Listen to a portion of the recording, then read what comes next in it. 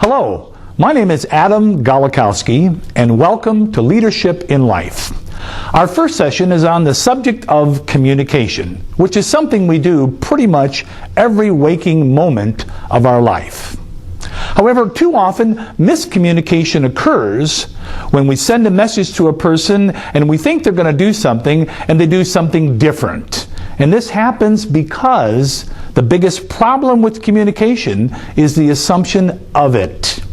This video will challenge you to improve your communication skills, and you can do that by practicing the art of giving and demanding feedback from the people with whom you communicate. At the end of this video, we'll be asking you to email me examples of how this information has actually helped you improve your communication skills.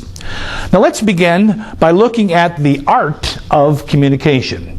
Now, communication is not a pure science, but it can be structurally represented in the following model. The perfect communication begins when the sender sends a message to a receiver. The receiver then interprets the message and feeds back to the sender what the receiver believed the message to be. Then the sender clarifies by providing feedback to the receiver that the message was understood.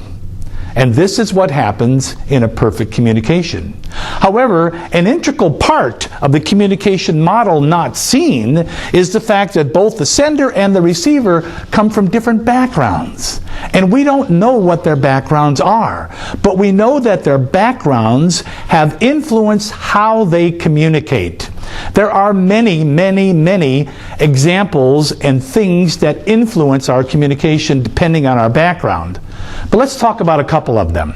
Number one, family and position.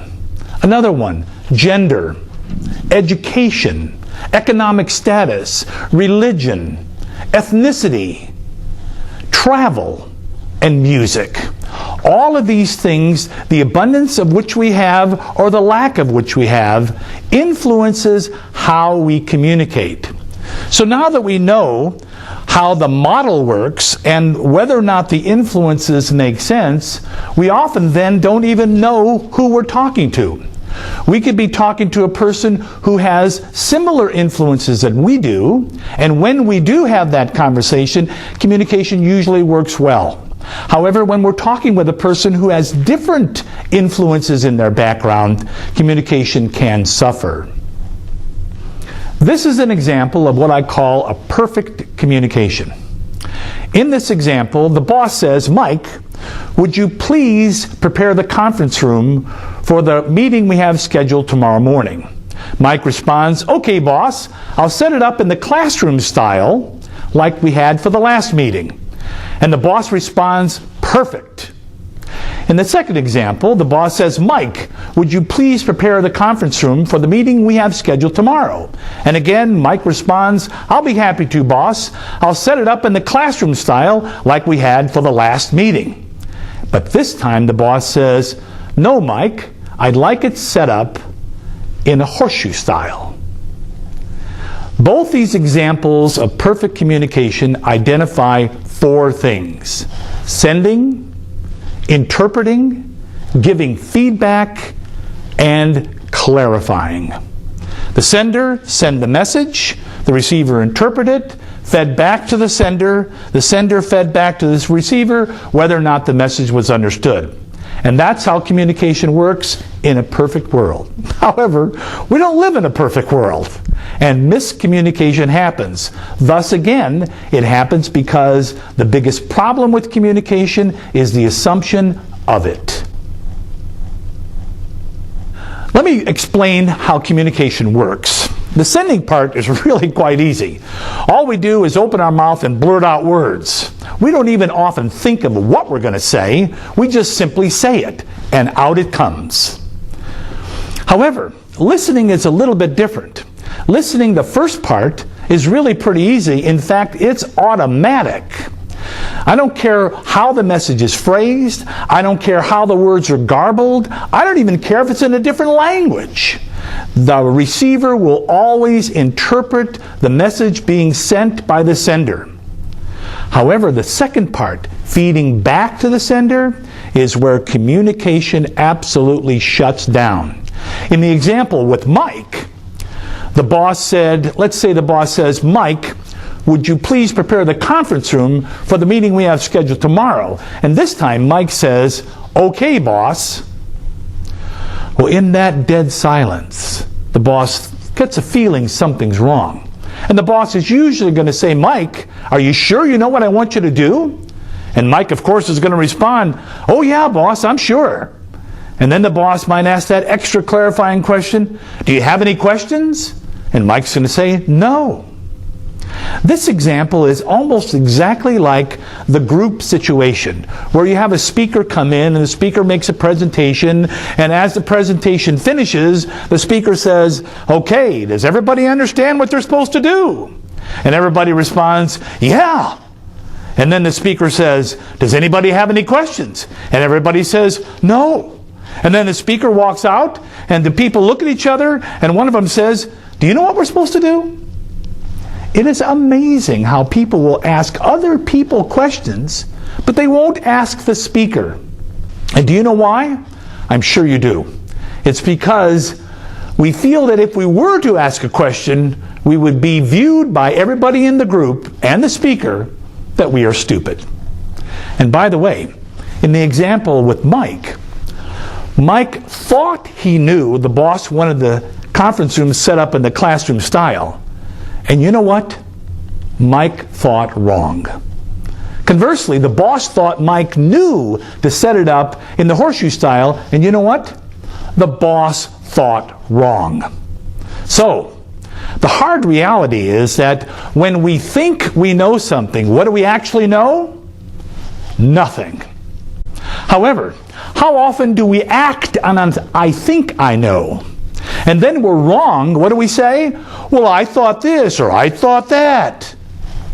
And quite frankly, we thought wrong. Now, my question to you is, how do we turn an I think I know into I know? And you know the answer. We ask. But that's the very thing we don't do. And do you know who taught us not to ask, by the way? Oh, I know who it is, and you do too. It was that one time when you asked a clarifying question and that person said to you, that's a stupid question, what did you ask that for? From then on, we made a vow never to ask another question because we didn't want to put ourselves in a position where we would appear to be stupid. But I got to take a time out here because I got to ask you to do something. When somebody does ask you a clarifying question, and they will, before you answer that clarifying question, please say to that person, you know, that's a great question. Thank you for asking. When you compliment a person who has the courage to ask you a clarifying question, you will, number one, encourage more questions. Number two, you will clarify understanding. And number three, you will guarantee success in that communication. However, going back to getting feedback, feedback is really like pulling out teeth. In fact, I have a better analogy.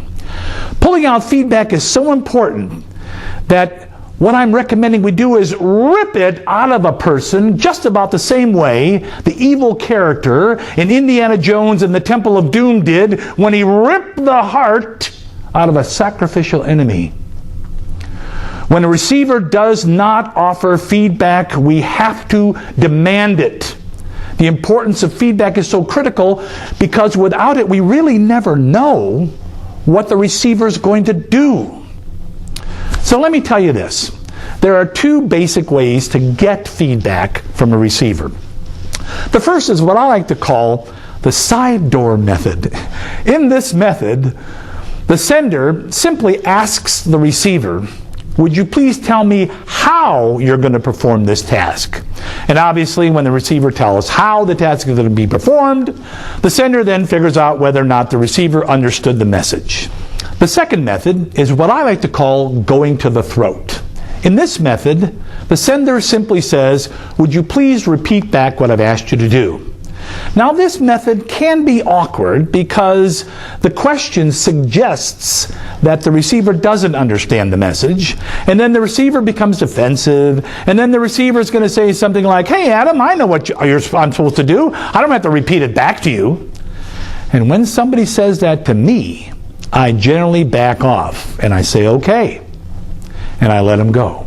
And when they go, I cross my fingers and hope that they got the message correct. But here's my big question.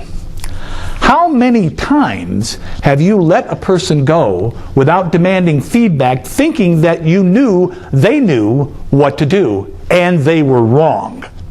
20%? 30%? 40%? 50%? And by the way, what is the value for them not being wrong? What is the value for them getting it right the first time and not having to repeat it? Well, the value is huge and easily measured in bottom line profit. My recommendation to get feedback from a person is to go to your own throat with a soft grip and simply say to the person this statement: "You know, I'm not sure that I use the right words to explain exactly what I want you to do, so could you please help me by repeating back what I've asked you to do?" Using this method will put emphasis on you, the speaker, as a sender, and not the listener as a receiver. As promised, I'm going to ask you to practice the following behaviors. First of all, as a receiver, remember that you have two functions. The first is to interpret what the sender says, and the second is to willingly provide feedback back to the sender what you believe the message to be. Secondly, as a sender, remember that when the receiver does not willingly provide feedback, remember to demand feedback by either using the side door method or the going to your own throat method. And as a sender, when the receiver does have the courage to ask you a clarifying question, before you answer, please say to them, "Hey, that's a great question. Thanks for asking." Now, I'd like to ask you to please practice these behaviors for 7 days. And at the end of that time, please share your experiences in an email to me at adamg@appliedleadershipservices.com. Finally, tell your friends about this video and ask them to watch it.